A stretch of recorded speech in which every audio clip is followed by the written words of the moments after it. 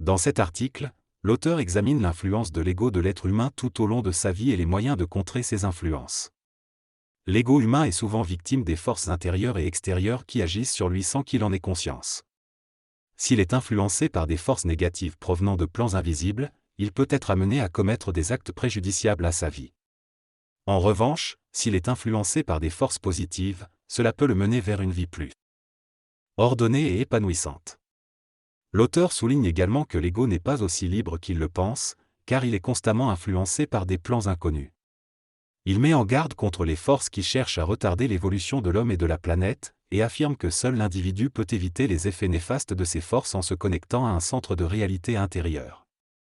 L'auteur encourage également à aider ceux qui sont inconsciemment affectés par ces forces, en diffusant les informations nécessaires pour comprendre le fonctionnement de l'ego et ses relations avec les plans invisibles. Enfin, l'auteur souligne les limitations des moyens disponibles pour aider ces personnes, mais rappelle l'importance de partager ces informations à travers les outils modernes de communication pour dissiper le mystère de l'ego et rendre la vie plus agréable. L'homme est souvent influencé par des forces provenant de mondes parallèles, qui codifient leurs valeurs morales comme si elles étaient les leurs. Cependant, l'homme n'est pas conscient du danger que cela représente pour lui et pour la civilisation. Beaucoup d'individus se retrouvent incapables de discerner entre la réalité et l'illusion, ce qui les conduit à des troubles mentaux.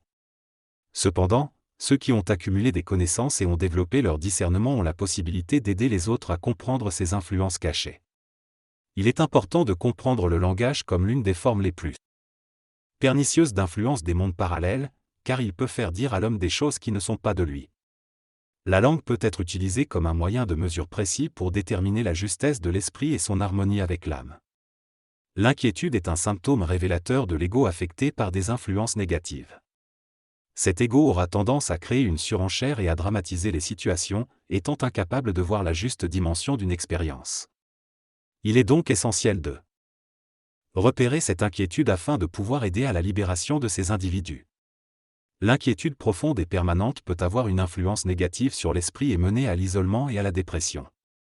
Cette inquiétude résulte d'une incapacité à maîtriser les forces qui nous entourent et à anticiper l'avenir. Elle peut être alimentée par des influences paranormales et provenir de mondes parallèles cherchant à influencer l'ego et à retarder son évolution. Cette inquiétude ronge l'esprit et affaiblit la volonté, ce qui peut entraîner de l'agressivité envers les autres et la société. Pour aider ceux qui souffrent de cette inquiétude, il est important de comprendre la profondeur du phénomène et d'offrir un soutien pour atténuer leur mal-être et leur isolement. La solitude leur rend difficile d'exercer des fonctions sociales normales et alimente leur imaginaire de formes grotesques et de pensées suicidaires. L'auteur souligne l'importance de comprendre l'inquiétude et son impact sur notre évolution personnelle. Il explique que l'inquiétude provient d'une vibration émanant d'un monde parallèle qui retarde notre évolution. Les égos négatifs de ces mondes cherchent à influencer notre esprit et à utiliser leur pouvoir sur nous. Ces mondes sont caractérisés par l'absence de lumière et les lois qui y prévalent sont contraires à notre évolution. L'auteur avertit que si nous ne reconnaissons pas l'influence de ces forces, nous sommes en grand danger. Il conseille de briser le pouvoir de domination de l'ego en détruisant les pensées d'inquiétude dans notre esprit. L'inquiétude est une émotion qui accompagne souvent nos pensées. La clé pour éliminer cette inquiétude est de mentaliser nos pensées et de tuer l'émotion qui y est associée. Nous devons prendre conscience que chaque pensée crée une émotion et que c'est cette émotion qui alimente notre inquiétude. Par conséquent, il est important d'agir avec intelligence dans nos actions afin de prévenir toute situation susceptible de générer de l'inquiétude. Il est essentiel de considérer tous les aspects d'une action avant de la poser, que ce soit un achat, une transaction financière ou toute autre décision importante.